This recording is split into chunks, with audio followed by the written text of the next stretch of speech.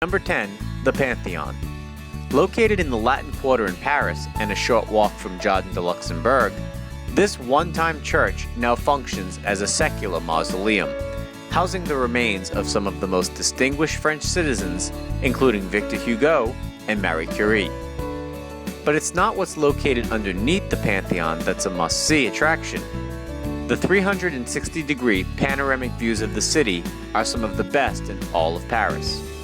And with shorter wait times than that of the Eiffel Tower, visiting the Pantheon can save you valuable time if you're on a tight schedule. At number 9 is the Arc de Triomphe. Located at the western end of the famous Champs-Élysées, the Arc de Triomphe is the linchpin of the historical axis which extends from the Louvre to the Arc. Check out our website for more videos about special tours in this area. The Arc de Triomphe is accessible by both the RER train and metro stations, with an exit at Charles de Gaulle Étoile. A lift takes visitors to the top, where you can enjoy a small museum of the Arc and, of course, take in some breathtaking panoramic views of the city. At number 8 is the Tuileries Garden. Located between the Louvre Museum and the Place de la Concorde, this public garden is a great place to take a break and relax after a long walk down the Champs-Élysées or after a long day of visiting the Louvre. It also offers a number of activities for children, giving parents a chance to relax. For more information about visiting Paris with children, check out our special video on our website and learn how visiting Paris doesn't mean having to leave the kids at home. At number 7 is Centre Pompidou, located in the 4th arrondissement of Paris, near Les Halles and the Marais. Centre Pompidou is the largest modern art museum in all of Europe. The Place Georges Pompidou, which is located in the front of the museum, is famous for its street performers, and in the spring, it is home to miniature carnivals featuring a wide variety of bands, caricature, and sketch artists. Just the thing to keep the kids happy after a long visit through the museum. Number 6 is Versailles. While not centrally located in Paris, if you can only fit in one day trip during your visit, make it to the Palace de Versailles. Located 30 minutes outside of Paris via the RER train, Versailles is the most luxurious and historic royal chateau in all of France. Be sure to do your research on the many things to do while at Versailles before you go, as it is so massive that you are sure to miss some hidden treasures if you are not prepared before your trip. For people with a limited time in Paris, you should consider skipping this attraction, as it does eat up a full day of your time when visiting Versailles. Number 5 is Sacré-Cœur.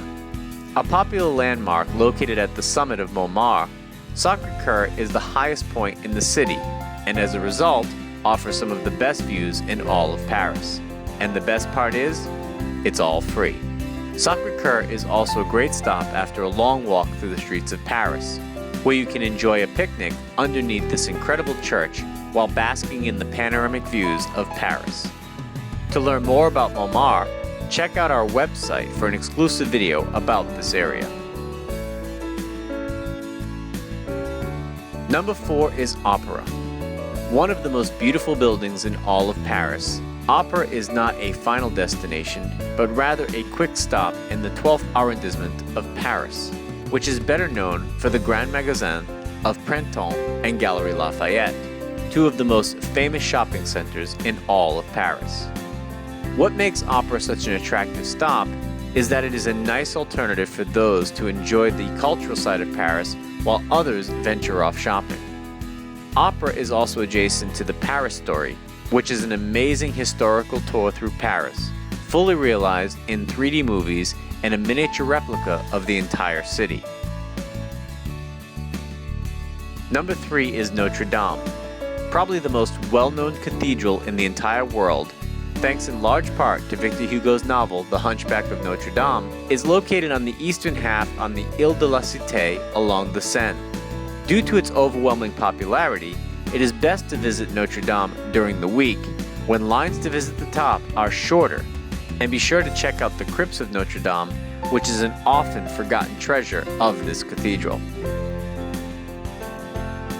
Number 2 is the Louvre, one of the world's largest museums, housing nearly 35,000 objects from prehistory to the 19th century, which are exhibited over an area covering 60,600 square meters. Located on the right bank of the Seine, the Louvre is the most visited art museum in the entire world. When visiting, we recommend that you prioritize what you want to see. If Egyptian artifacts are your fancy, stick to that. However, if you're more interested in Greek culture, go to those wings instead. To put it simply, there is no way you can see all of the Louvre in one visit. So, plan ahead to maximize your time and always purchase your tickets in advance to avoid waiting in long lines. Number 1 is of course the Eiffel Tower. As it is without a doubt the most famous attraction in all of Paris, it is also the most populated, especially on the weekends. So, it is best to visit the Eiffel Tower on weekdays, and you must book your tickets in advance if you want to travel to the top of the tower. Wait lines can exceed 4 hours, and for those with a limited amount of time in Paris, can find themselves there for the entire day. These were our top 10 attractions in all of Paris.